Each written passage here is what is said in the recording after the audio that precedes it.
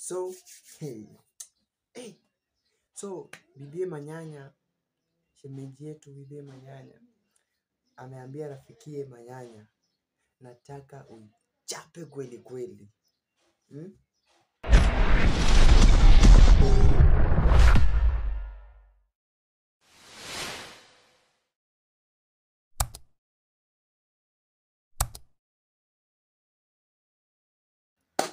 Hey, yo, what's up good people? So about Chanash Mr. Bipozi and welcome to Chanash Kenya TV. Kama you subscribe, comment, like and share the videos and make sure hit that notification bell ili kupata kila kitu kinachokuwa ina happen. So today guys, niko hapa watu wangu wa kipindi ya dunia.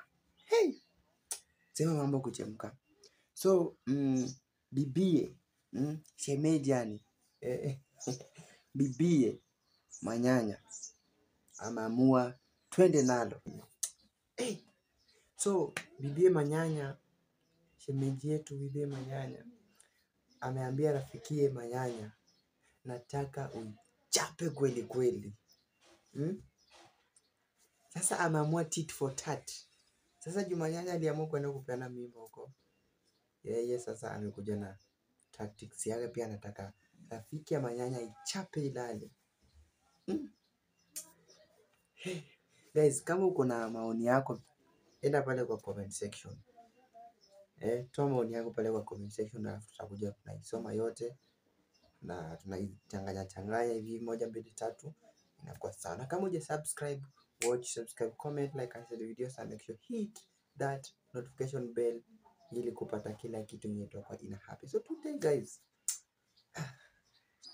mimi niliwatch kipindi nikasema hey. Sasa tit for tat. Ani paka alienda akavulia best ama best. Huko Kenya tunasema best, wa Tanzania msijali. Alienda akavulia best ya Manyanya nguo ili approve kama ako serious anataka chap. So guys, maoni yako, let me know what you think in the comment section. Boom.